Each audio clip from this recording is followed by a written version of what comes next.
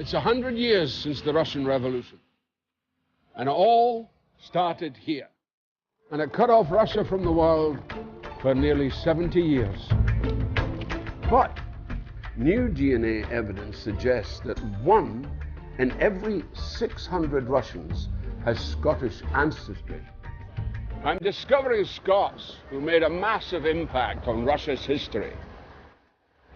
Some made the former empire their home, and others fought and died there. From those who helped to establish Russian football, to those like me who came to Russia at a crucial time in their life, they found Russia beautiful, captivating, and quite exasperating. This is from Scotland to Russia with love. Your choice.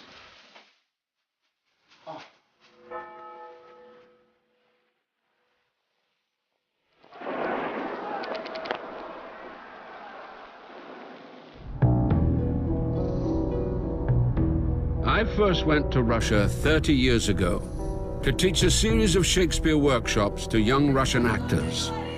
It was my first experience of Russia and of being in a documentary. We have to really keep this text. It's tricky, but it's... I'm now going back to find out about other Scots who came to Russia and made the empire their own. Our journey starts here in Luchers, Fife, with an intriguing link between Russia and one of Scotland's most respected regiments, the Royal Scots Dragoon Guards. This regiment is about as Scottish as they come, but they have Russia in their hearts. Nicholas II, the last emperor of Russia. In 1894, he was given the honorary title of the regiment's first ever Colonel-in-Chief. What we've got here is a troop in what we would call, and in the Tsar's days. Taking up the story is Commanding Officer Lieutenant Colonel Dominic Coombs. So we're in Fife. I'm very happy to be here. Yeah. And of course we're talking about our relationship with Tsar Nicholas and with Russia. And we wear these grey berets, which are the mark of the Scots Greys, and the cap badge. And there's a black backing to it. Yeah, I see that. Yeah. And common folklore and the internet will tell you that we wear this in mourning for the Tsar. I think the reality is we've worked out is actually it was the black backings to put the silver badge to show it off better against the grey beret. Right. But the regiment's historical link with the Tsar is very real. Corporal Bell here is holding this icon. It's of Tsar Nicholas II. And so when Tsar Nicholas... Yeah, absolutely. Yeah. Wow. This icon was a gift from the people of Russia. Many in the regiment believe it gives them good luck. It's been to Kosovo, it's been to Iraq twice, it's been to Afghanistan twice, and then anywhere we go in the future, whenever we go on operations, that comes with us. And goes and sits sort of next to me wherever I am. Even if you're in the front line? Yeah, anywhere. So, wow. In Afghanistan it went in various vehicles, and so yeah, it's travelled. And so yeah, so we take it with us everywhere. I love that. It's great, isn't it? Yeah, it's tremendous. We just, so we look after it, we yeah, cherish it. Yeah, yeah. And I think it's a great link. And now it's in Fife. And now it's in Fife, in Lucas, yeah. I'm very proud to have it here. Yeah, great.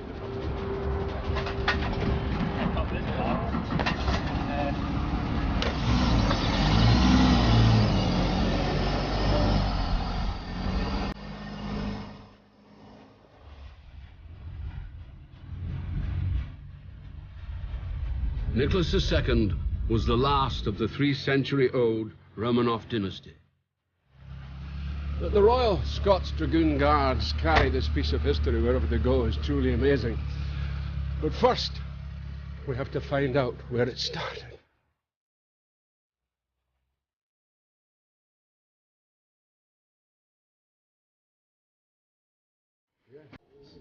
Helping me understand the Russian connection is Brigadier Mel Jameson, chairman of the Scots Dragoon Guards Museum Trust.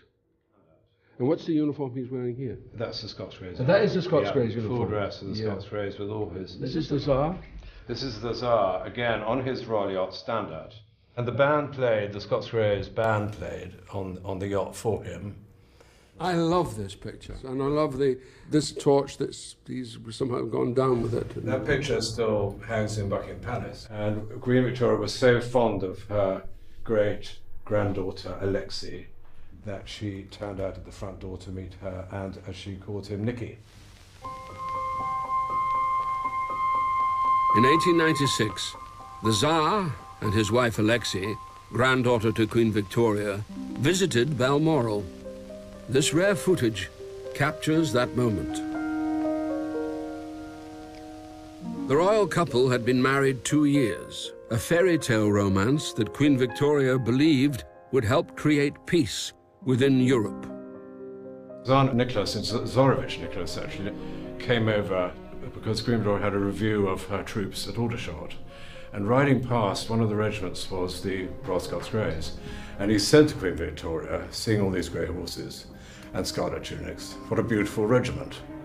Then there was a pause. He got married the same year, and Queen Victoria made him Colonel-in-Chief, probably one of the first foreign monarchs to be made Colonel-in-Chief of a British regiment. Was that like a wedding present? Indeed. That's the way I look at it. Wow, It's a wedding present. Wow. 20 years later, Europe was in the grips of World War I. In Russia, Tsar Nicholas II had been forced to abdicate after losing the support of his battle-weary army. When the Bolsheviks took over in 1917, Nicholas and his family were imprisoned. A year later, an order, almost certainly from Lenin, was given to execute the royal family. Tsar Nicholas, his wife Alexei, 5 children and 4 servants were taken down to the cellar and shot. The regiment must have been then incredibly affected by the assassination, what eventually happened to him. Yes, the tragic death of the Tsar in 1918. From that moment on, the one thing that happened, and still happens today, is that when we have a formal dinner in the officers' mess, we will play before the loyal toast and the national anthem, God Save the Queen, we will play the imperial anthem of Russia, one verse in memory of the Tsar.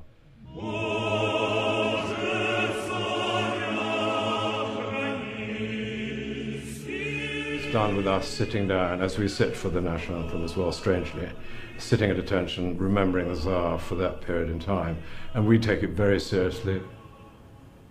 As you can imagine, the occasional dinner got a bit rowdy, so there were rolls being thrown occasionally, and there was never any damage to the Tsar. The regiment has one more magnificent reminder of the Tsar, their murdered Colonel-in-Chief. He's very like King George V. They were so alike, weren't they? So like. Yeah, incredibly alike. King George V and him, they could have been twins. And he had these eyes, these amazingly blue eyes. I always felt with Nicholas II, he had tragedy written all over him. But he's well remembered and revered in the regiment and part of our wonderful history. Yeah. So we've had everybody come and have a look at it, Sotheby's and Christie's, and everybody's fascinated. And it's probably worth a few shillings. A few bob. Yeah.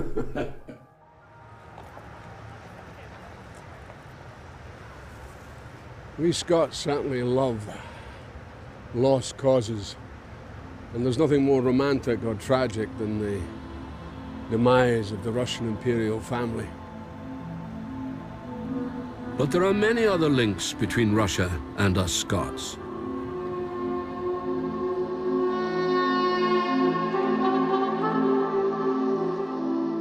Welcome to Russia. Where I'm standing is arguably the heart and soul of this great country. And there is no better location to show Russia's turbulent past than here, in this very spot. Krasny Plощad, Red Square. In the 15th century, Red Square was little more than a shanty town of wooden huts housing criminals, peddlers, and drunks. Now, from the iconic St. Basil's Cathedral to the Kremlin, where leaders since Ivan the Terrible have ruled, it's a tourist destination, and the historic center of Moscow. But if you know where to look, you will find the presence of we Scots everywhere. The original clock in the Spasskaya Bashня was built by a Scot, Christopher Galloway, in 1624. Besides this beautiful Orthodox church is the entrance to the Grand Kremlin Palace. It's a place that strikes fear in many, but I have been given privileged access. Citadel of the Tsars, it was once the very center of the Soviet Union. But even here, there is a mark of the Scots. We come through these pair of extraordinary gold doors. Gold, real gold. Into St. Alexander Room. Unbelievable. I don't think we've got anything to match this. It's hard to believe, but during the Soviet period, these rooms were treated in a utilitarian fashion. There'd be huge tables here and desks and lots of people bustling around for meetings, trying to ignore this absolute spectacle, pretend it wasn't here. Must be very, very distracting. It's a magnificent piece of work, absolutely magnificent. We come to the room of our mutual patron saint. And here we are, the St. Andrew's room, the throne room of the Tsars.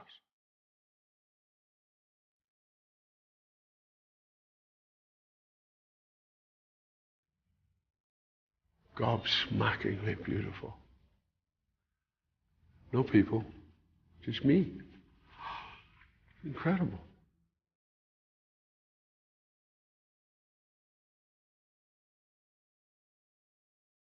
If you look way up high, you can see a little St. Andrew on his cross, the Saltire. It's quite funny. He's wearing what can only be best described as a pair of wee white jockeys. Good old St. Andrew. The St. Andrew's Hall is one of 5 massive chambers within the Kremlin. In 2012, it was chosen to host President Putin's inauguration. So here,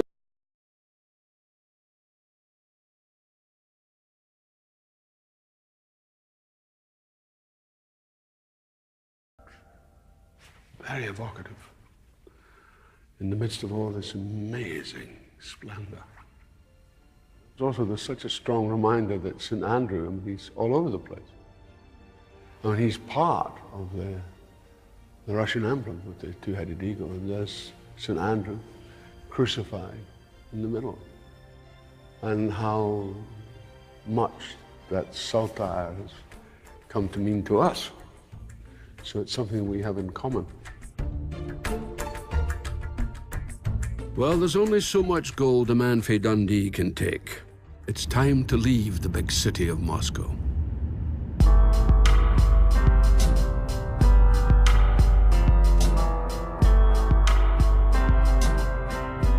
I'm now traveling back in time to the medieval town of Viborg, close to the border of Finland.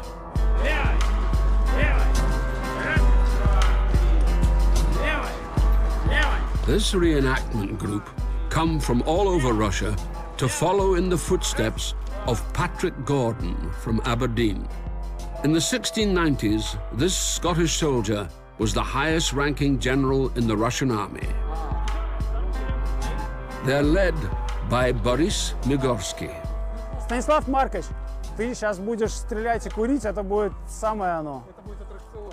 Да. I thought you behaved in a very commanding way just now. Yes. See those stripes? Yes. It means I'm a sergeant. Sergeant. Слушай, тихим шагом прямо! Ступай, направо швинкуй. For the last 14 years, Boris and his group have been researching Patrick Gordon's regiment. What are you going to show me? We will perform the drill manual of late 17th, early 18th century with flintlock muskets. This is more or less what Patrick Gordon taught his troops. These roots lie in Patrick Gordon. Yes, the words of command, all the motions, we can be sure that they're more or less authentic.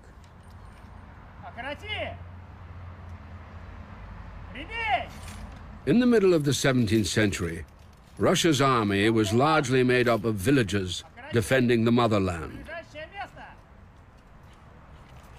In 1661, Patrick Gordon began to professionalize the army. This drill is an example of the ones taught by Patrick Gordon.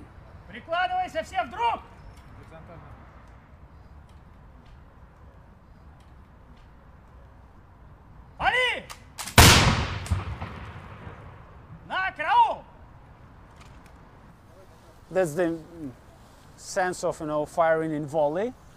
When 100 muskets fires, it will all look like everybody fired. Yeah. But when you look at individuals, Yeah. Well, so do you take them to task if they don't fire properly? yeah, of course. What do you do? That's all I can do. It's, Pointed finger. It's a hobby. Yeah.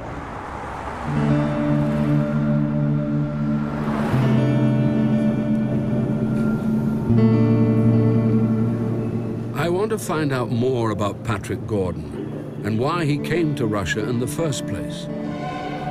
In Scotland, few have heard of him, yet here he's not just remembered, he's revered. How this man became like a father to the Tsar is as long and as deep as the Russian metro itself. Maybe he was in the right place at the right time? It's a common sight. You'll see people touching the dog for good luck, and so they have a good day. And you can see it's quite worn away here. In fact, that's what the metal would have been. See?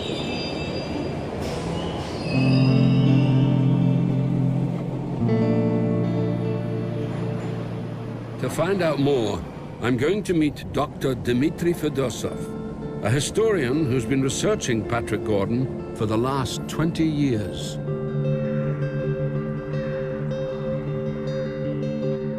Patrick Gordon's diaries are here, in the military archive of Le Fort Palace. He kept a detailed, vivid account of his life, even in the middle of battle. So let me understand. There was this little boy from Aberdeen. Yes. Who ends up going to Poland at the age of? At the age of 16. 16. And the idea was that to send a son to Poland. Yes, but the thing is that, as he himself writes, he was a younger son of a younger brother of a younger Hus. Yeah. So he had nothing to hope for in terms of inheritance back home. And as so many other Scots all over the world, he just followed the track of a wanderer in Europe to seek employment, military employment. You see, as he puts it in this very first volume here, the explanation for his leaving the country is here. I resolved, I say, to go to some foreign country, not caring much on what pretense, or to which country I should go, seeing I had no known friend in any foreign place. That's fascinating. Patrick Gordon was fighting for the Polish army when he was captured by the Russians. But luck was on his side. One of his captors was a fellow Scot. So there are these bunch of Scots lads who said, listen, you've got to come and join us. Yes, this is exactly what happened. You're going to be among your own kind. So he was quite critical, wasn't he, of the Russians? Initially. Let's see if I can... I love the way you know these books seemingly by heart. I've been... And you can go straight to the source. It's incredible. The people being, now listen to this, morose, avaricious, niggard, deceitful, false, insolent, and tyrannous, where they have command, and being under command, submissive and even slavish, sloven and base, and yet overweening and valuing themselves above all other nations. In 1682, a new Tsar took over the throne, Pyotr Alexeyevich, better known in the West as Peter the Great. From a young age, Peter the Great was fascinated with toy soldiers. What happened was that Peter was, as indeed young boys tend to be, was very keen on things military from very early on. So he started with toy soldiers in wood and perhaps other materials, but increasingly he was into reenactments.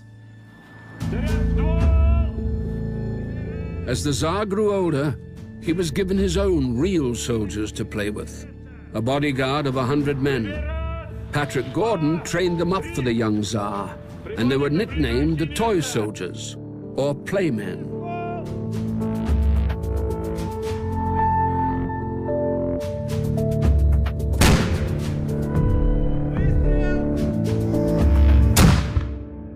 You've also got in here, I've noticed some amazing drawings. That's true. This is volume 3, which is the smallest, but perhaps the most military of them all, with action.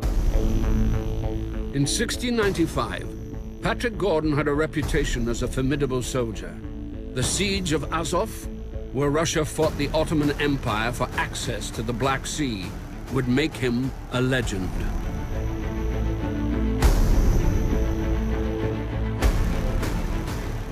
So amazingly, they managed to hold out with something like 10,000 men against being outnumbered by 10 to 1 by the Turks and Tatars for over a month.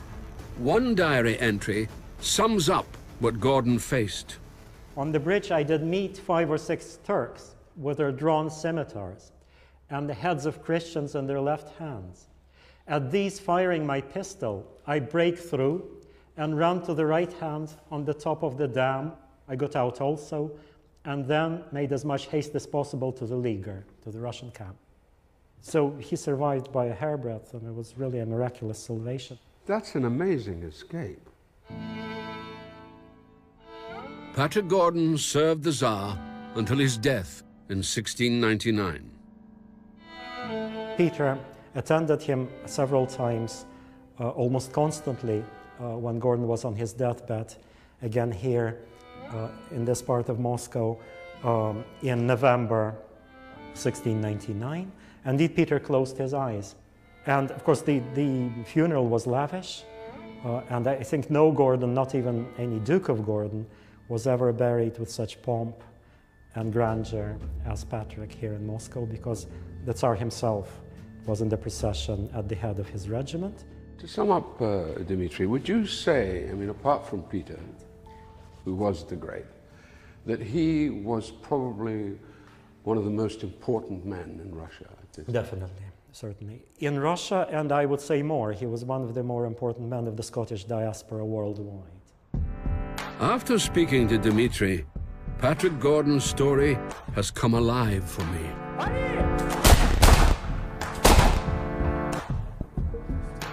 I'm about to fire my first musket. Well, I'm actually not sure if it's my first musket. I think it is. So what do I do? God, they're heavy, aren't they? Put that back, yes. You should open. Open. Uh-huh. Ah. Okay. In here? Yes. All right, okay. Take it. Do you hold it there? There. Okay, hold it. Okay. Is that it?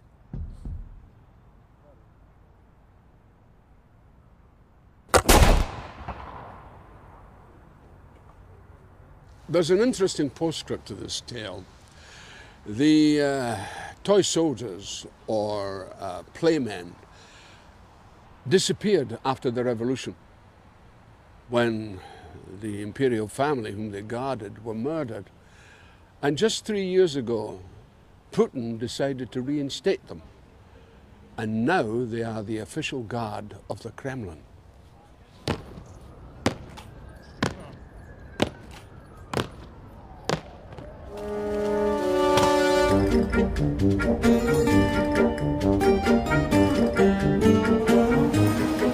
Time to meet my chauffeur for the day. Nice to meet you. It's moving. Welcome to Russia. Is it okay? It's okay. Power in motion. Power in motion. So, Sergey, Yeah. what do I do with this seat belt? Actually, you can forget about it. I don't think our police would give me a fine for a broad actor. I see, but Normally, you should put it under the leg. put it under the leg. Yeah, yeah. This is so Soviet. Yeah. This is what they used to do in the Soviet time. So how old are you? I'm 26. So, 26, that means you were born in 1990? 89. 89. So, to be fair, I'm really proud I was born in Soviet Union, not Yeah. Russia. When I was here in 1988, there was a great optimism because it was perestroika, Yeah. it was glasnost, everything was changing, Mikhail Gorbachev, everything was possible. You know, it was a great, great time. Time of new opportunities. Back then, the city was drab, but unique. Looking around now at the luxury shops, it feels less distinctive.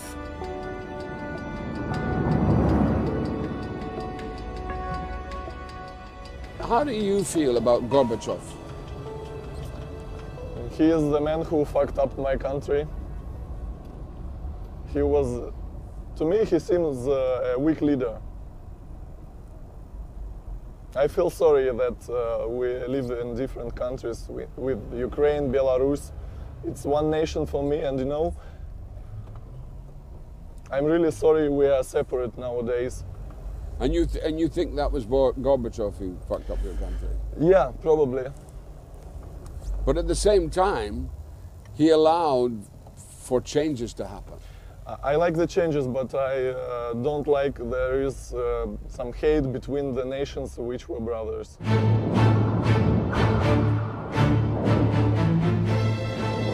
We're heading north on the trail of our next Scottish connection. This is Serednikova. In the 19th century, one of Russia's most famous poets and one of my favorite novelists, Mikhail Lermontov, lived here. And, ancestrally at least, he's a Scot. Here to meet me is a direct descendant of Lermontov and Moscow's only expert on Scots Gaelic, Marию Koroleva. Mari, Hello, Brian. Kimraha. Oh, Hamigama. You have Gaelic? Очень плохо. I see. Welcome to Serednikova, home where Lermontov stayed during his younger years as a teenager. Let's go upstairs. And this was his grandmother's home? Yes, it was his grandmother's home. Mikhail was cut off from his father and brought up by his aristocratic granny. The Lermontov dynasty began in Scotland. In the 16th century, a Scottish soldier, George Lermont, left Fife to seek his fortune. He settled in Russia and changed his name to Yuri Lermontov. Mikhail would be born nearly 2 centuries later. So these are all the famous Lermonts, and over here we have. Is this the? This is Mikhail, yes. No, well, this is Mikhail. Oh, this is Mikhail. But this one is his cousin, I believe. Is it true? I believe that. Lermontov remains one of the most loved writers in Russia.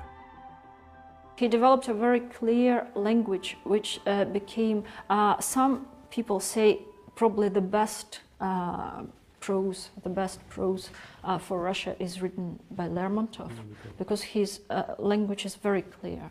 And there's element of self-hatred that comes through in a lot of the characters. There is a dictionary where they list all the most frequent words of each writer, and the most frequent word of Lermontov is no. No. No. Niet. Yes. So I grew envious. I was ready to love the whole world, but no one understood me, and I learned to hate. My cheerless youth passed in conflict and with myself and society. And fearing ridicule, I buried my finest feelings deep in my heart, and there they died. Lermontov wrote these words when he was 24 years old. You can see the roots of that in his childhood. You can see the roots of that in the fact that he was not able to create, be a part of a family, with his dad. Anybody who, I lost my father when I was very little, so I know what that's like, and I know what that does to you, that sense of alienation, that, with not having a father, and I could feel that. I could feel that empathy with him. Yes, and that's why I think Lermontov always dreamt about his ancestors. He was really fascinated by his ancestors. Sadly, Lermontov wasn't long for this world. At the age of 26, he got involved in an argument with a friend in the Caucasus. He was probably considered to be a friend of his, but he was jealous because Lermontov was so talented. He challenged him to a duel. He challenged him to a duel, yes, and that's how his life ended. There are lots of speculations whether it was intentional or unintentional. And he thought it was a joke right until the end, because didn't he fire his gun in the air? Yes, and Martynov just fired straight. Straight at him? Yes. Shall we go down to the lake? Yes, let's do that. I'll show you the place where Yearning was written. This is so beautiful. In 1831, when Mikhail was just 16 years old, he wrote one of his most celebrated poems, The Yearning. It looks like Scotland, so it could be one of those Scottish lochs. Yeah, easily. It shows how important his Scottish roots were to him. To the west, I'd be gone in an hour, to the land where my forefathers flower. На запад помчался бы я, где цветут моих предков поля. Lermontov never made it to Scotland, his ancestral home. But he could never fulfill his dream during his lifetime. So my idea was to bring that monument to Scotland so that we could finally, after 200 years, fulfill his dream. And I'm sure that his spirit now rests happily, and he's very, very welcome in the land of his ancestor. He's among his kin. I'm sure he's very happy.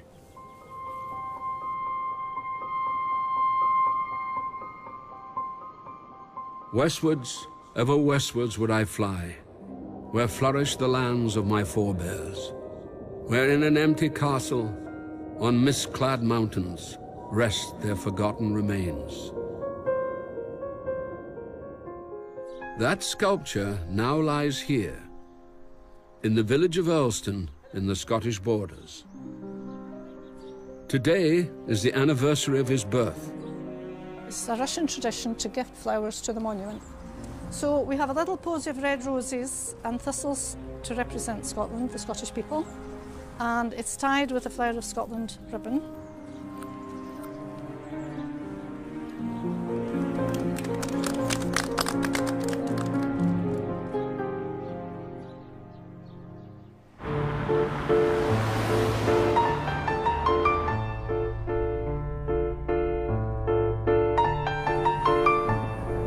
Friday night in Moscow. I love this city. I mean, it's hard not to, but the traffic, oh my God. It's bad. So bad that the uber-rich put on flashing lights and sirens and pretend that they're ambulances just to get through the traffic. I'm heading to Russia's first Caledonian Club, a place for Scotophiles to meet wandering Scots like me.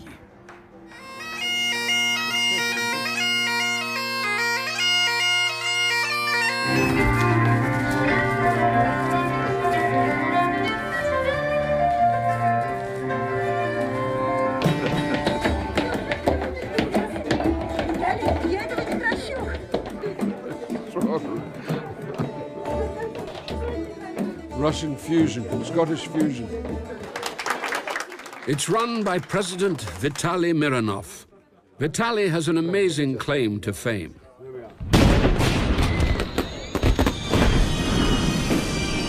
In 2007, he brought Edinburgh's famous military tattoo to Red Square. Over 1,000 musicians from 9 countries took part with a combined audience of over 35,000 people. It's now one of the most important annual cultural events in Moscow. For Vitaly, it's not just about tourism. Give people opportunity to understand each other better. Because Brian, sorry to interrupt, but because you see, I strongly believe that what politicians doing now, this is horrible thing.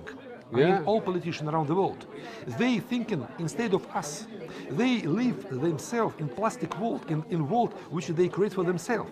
You know, but we ordinary people, we don't need to follow this. We need to create our own world and speak with each other. Our people need to see ordinary people from Scotland, ordinary people from Western country, and not follow Russian propaganda, because from both sides it's propaganda, you know. No, there's a lot of propaganda. This is where I feel there's a real disconnection between peoples because of the politics. And we need a real... Because we need to understand now. We need to make the better. real connection. Now it's the right time to do it. Yeah. Because you see what happened in the world. Absolutely. It's terrible. It's terrible. So we need to do something. I mean, ourselves, ordinary people. Everything depends from us. From why I'm an ordinary Russian person. I'm Vitaly Mironov. Who am I? I just head of the Moscow Caledonian Club. I have 3 lovely kids. I met my wife, by the way, in Scotland, you know. So I like this country, I like this world, I like this life. Your wife isn't Scottish though, is she? No, she's Russian, but she used to be a dancer. Oh really? Yeah, and I met her in Edinburgh in 1980. You met her in Edinburgh military tattoo, actually.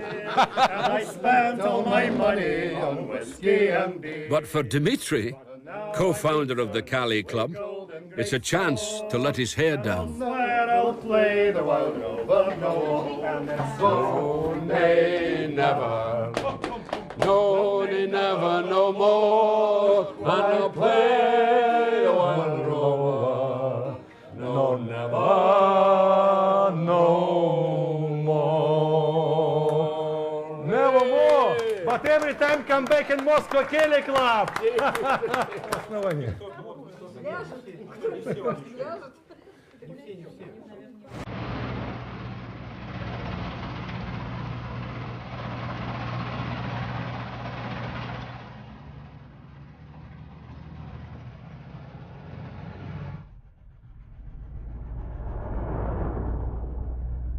The next Scot we're about to meet is a man who was so obsessed with communism, he even made his name onto a Soviet stamp, and yet he was never, ever allowed to visit the country. John McClane, the great Bolshevik defender, a man who sums up very neatly where the word Bolshie comes from. This is the old Bow Hill mining colliery in Fife. Here to tell us about John McClane is my friend, writer and broadcaster, Billy Kay. Cheers. Thank you. Billy. Mr. Cox, welcome to the little Moscows of West Fife. The little Moscows of West Fife. Bow Hill, Cardenden. Nearly a century ago, John McClane and his fellow comrades orchestrated a strike here over low pay and poor working conditions. The great John McClane, his stronghold was North Lanarkshire, Glasgow and West Fife. Born in 1879, John McClane grew up in Glasgow, graduating from Glasgow University to become a primary school teacher. At the same time, he was beginning to make a name for himself as a political agitator. Though he was not a strong religious man, he reminds me what went on then a bit like some of the religious revivals. He had the ability to communicate communist and Marxian ideology to the ordinary man. Right. And that was a great, great ability at that time, because the ordinary man wanted something that would take him out of himself and make him think that there was a better world around the corner. And give him some vision of the future. And that's what McClane did. John Maclean became increasingly angry at what was happening to the Scottish working class. He saw Glasgow, the second city of the empire, had become an industrial linchpin in the war effort. In 1915, the Munitions of War Act suspended trade union rights for workers. Thousands of working-class Scots were being massacred in the trenches. Maclean began campaigning against the war. A year later, he was imprisoned for comments against conscription under the Defence of the Realm Act.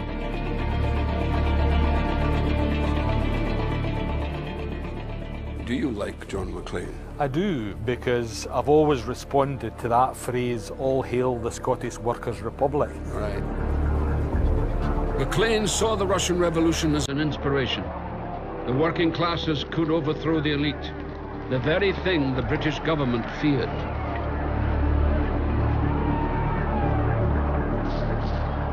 Arise, ye starvelings, from your slumbers. Arise, ye criminals of want. For reason and revolt now thunders, and at last ends the age of cant.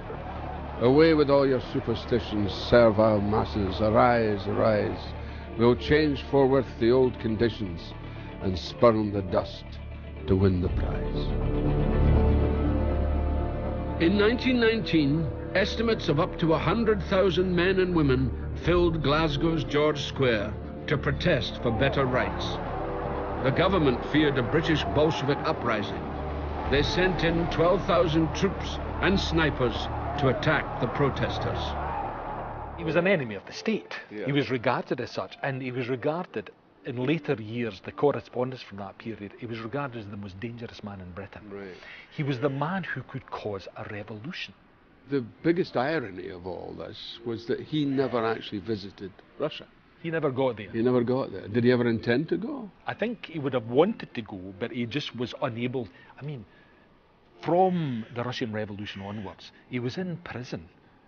Something like, in about a 3-year period, he was in prison for about 20 months or something. Right. He was arrested under the Defence of the Realm Act. He went to Peterhead. He was force-fed at times in Peterhead. He eventually came out, but he died of pneumonia in 1923. On his death, more than 20,000 people came out to pay their respects. Now Maclean has been recognised as the Scottish Lenin and rightfully remembered as the champion of the working classes. This is a real treasure. It's a stamp with the face of John Maclean.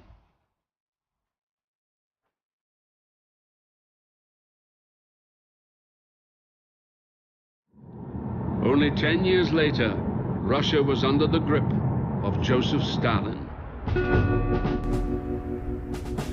Very few foreigners traveled to Russia or knew what was happening there. But one extraordinary Scot was an exception to the rule.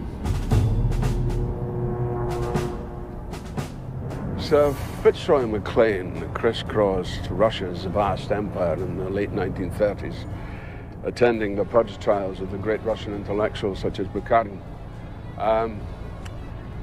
Soldier, diplomat, author, spy. Some say that he was even the inspiration for Ian Fleming's James Bond. Born in Cairo in 1911, Fitzroy Maclean was educated at Eton and Cambridge. In his 20s, he joined the diplomatic service. He'd later go on to be one of the founding members of the SAS. Today, I'm meeting his son Charles at Fitzroy's family home in Argyll. So Charles, just tell me, what was it that brought your father to Russia in the first place? Well, he was third secretary at the embassy in Paris in the early 30s and was living a life of luxury, really. When the opportunity arose, he decided, after about 3 years of living this good life, that he wanted to go to Russia, that he asked to be what was then regarded as a punishment post. He asked, can I go to the Moscow embassy? He had a downstairs flat, but it looked directly across to the Kremlin, and I think the view of the Kremlin, well, yeah, here it is, here. That's what he took from his flat. So there it is all. And there was a red star that flashed at night, and the red flag was illuminated. And he said you could hear, in the middle of the night, you would be woken by the screams of people being dragged away by the NKVD and tossed into the Lubyanka. So it was, he said, it was a terrifying time to be there. Fitzroy arrived in 1937, 2 years before the Second World War. He returned much later in a BBC documentary. I remember the first time I arrived in Moscow at the station. It was a gloomy February afternoon, dark, snow everywhere, crowds on the streets, all huddled in their sheepskin. Not a very cheerful outlook. Fitzroy witnessed the beginnings of Stalin's purges, including the show trials of key figures within the Communist Party. I sat listening to the speeches, taking notes, and in the intervals, I did that 10 hours a day for 10 days. Very exhausting, especially as it went on to 2 or 3 in the morning quite often. In those days, Stalin liked staying up late, and he kept the whole country up late too. Well, that's rather like Nuremberg, isn't it? Yeah, absolutely. Absolutely. Proceedings were filmed right through, as far as I never realised that they were filmed. They had these... I'd never seen this. They had Extraordinary. these arc lights and movie cameras. There was one extraordinary episode during the trial when the man, poor man who was operating the arc lights, let it get out of control. And it shot right up through its beam of light onto that little middle window up there. And through the dark glass, we could recognize the features of Stalin gloating over his former colleagues. It was very dramatic indeed. Brilliant. It's astonishing. Astonishing. Absolutely. I mean, to witness that, that incredible moment in history, and of course it must have had a very profound effect on his life. I mean, it must have had a very profound effect, certainly on his thinking and his... I think he did. I think he was horrified, actually. In the run-up to war, Fitzroy heard rumors about a possible pact between Russia and Nazi Germany. If it was true, it would change the world. Fitzroy's source was someone deep within the German embassy. He actually was feeding stories about what was going on in Germany with regard to the certainty of war. If he'd been caught, he would have been executed immediately. So it was a really very serious. So this was information that your father was getting. That he was getting. And certainly very useful in terms of his position. And he was relaying back to London. Exactly. How much people were listening, debatable. Yeah. But certainly, you see, we didn't have any spies in Russia. There was nobody kind of able to penetrate at that point. So now that comes to my next question. Yeah, right, the inevitable one. You know. Ian Fleming was working for naval intelligence. He also came out to Moscow and hung out with these guys at the Dasha and everything. So that's where the notion that the James Bond connection might come about. That's right. I think there was a moment, and I can tell you exactly when it was, 1940. The Germans were about to occupy Paris, and Bruce Lockhart, Ian Fleming, and Fitzroy MacLean all had lunch together somewhere. That's astonishing. Because Bruce Lockhart is supposed to be the other possible influence for James Bond. But they were all there. And of course, 007 is the official dialing code for Russia. That I didn't know. Yes, that's very funny. Fitzroy died in 1996 after a life of action and achievement. In his later years, he had what many Scots would see as a dream job. he created his very own malt whiskey, and it would be rude not to try it. Brian, have a seat. I'm going to introduce you to the McFun. The McFun? Yeah. Now, this is the first bottle of a new a hogshead, which we just bottled. So we're trying something new here in the sense that it's quite powerful stuff because it's cask strength. So this is at full proof. And sherried oak, single malt.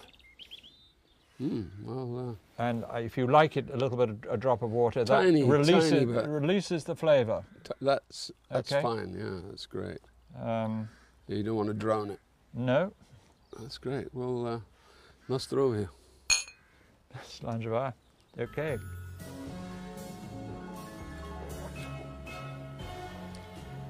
Oh, that's a bit good. A bit good? Yes. It's a bit good. So, I just want to raise our last little bit of McFun to your dad. Yes, I join you with that. To your dad. Thanks. To my father. By the 1980s, Russia was changing almost by the day. Premier Mikhail Gorbachev introduced glasnost, which literally translates as openness. The old empire began to disintegrate, allowing Westerners like me to arrive. I was teaching a group of students and having the time of my life.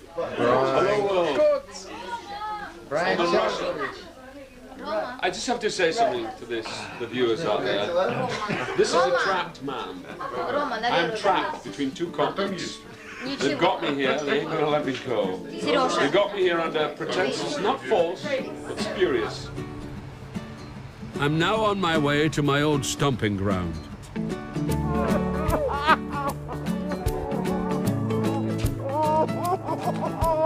Look at you! Oh, you haven't changed. You look exactly the same. Sergey. My rock. This is my rock. This man was my rock. My absolute. He was the rock. Yes. What do you say rock in Russian? Rock. Rock. He was my rock. I haven't seen Alyona and Sergey since the late 80s. It's like visiting her childhood again, coming back. Yeah. Well, should we go in here? The famous Moscow Arts Theatre has one of the oldest and most important drama schools in Russia, and I spent nearly 2 years of my life here. I love this space. Oh, come here, I'll show you something. It's the greatest, one of the greatest spaces in the world. It's just incredible. After a series of workshops, the production we finally worked on was Arthur Miller's The Crucible. The play is an allegory of the McCarthy era, when the American government began purging supposed communists. We have to really keep this text. It's tricky, but it's...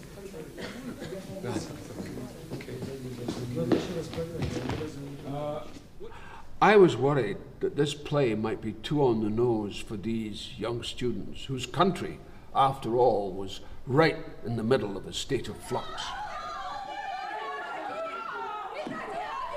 But you know, the extraordinary thing is, they got it right away.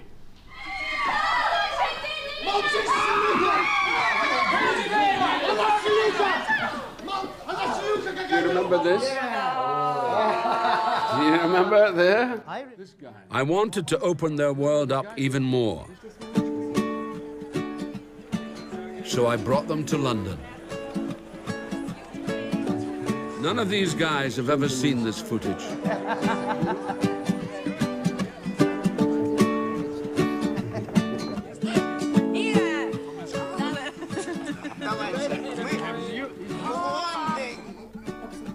You were drunk?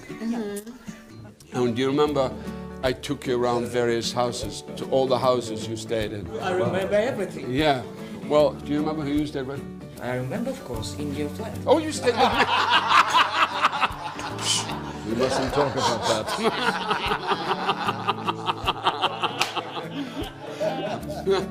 Yes, yes, yes, I've forgotten that. So, I am now embarrassed. Every one of these is a genius. Every one of these is a genius. Okay. Лица не загораживайте друг друга. Володя! That's right. So you've got a completed circle here. The biggest surprise was how it changed me. At that time, I was trying to work out who I was and who I wanted to be. You know, there is pre-Moscow and there's post-Moscow in my life. And everything changed after that because you guys, you taught me so much about being, you know, because you had very little, you had nothing. But your imaginations, you had the greatest imaginations that I'd ever come across. Fierce. I mean, it was just fierce what you imagined, what you could do. And I was just, so that has never left me. You know, I still think of you and I think of you in rehearsal. This fantastic experience with all kids. Yeah?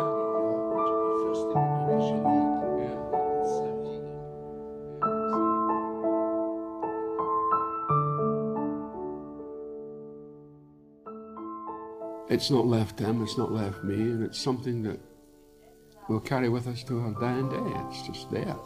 At lunch with my old friend, Oleg Tabakov, who brought me to Russia. It's just, it's overwhelming. Are you okay? Yeah? It's incredibly moving and also leaves you kind of bereft of the right words to describe it. Мы обогнали время. We ran ahead of time, Brian. Таких свободных, We were so free. We've seen so much of the world. You raised the curtain for us. Поэтому за вас спасибо вам. This is for you and thank you so much. Вы для нас как Королев. Королев для Гагарина. You are like Sergei Korolev to Yuri Gagarin. Вы нас выбрали. You selected us. Спасибо большое. Олег Павлович. Будьте здоровы. It's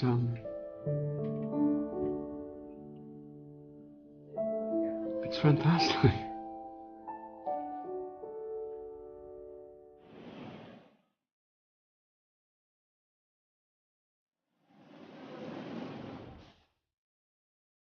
Next time on my Russian Odyssey, we go to the dream city of Peter the Great, the jewel in the crown of Russian culture, St. Petersburg.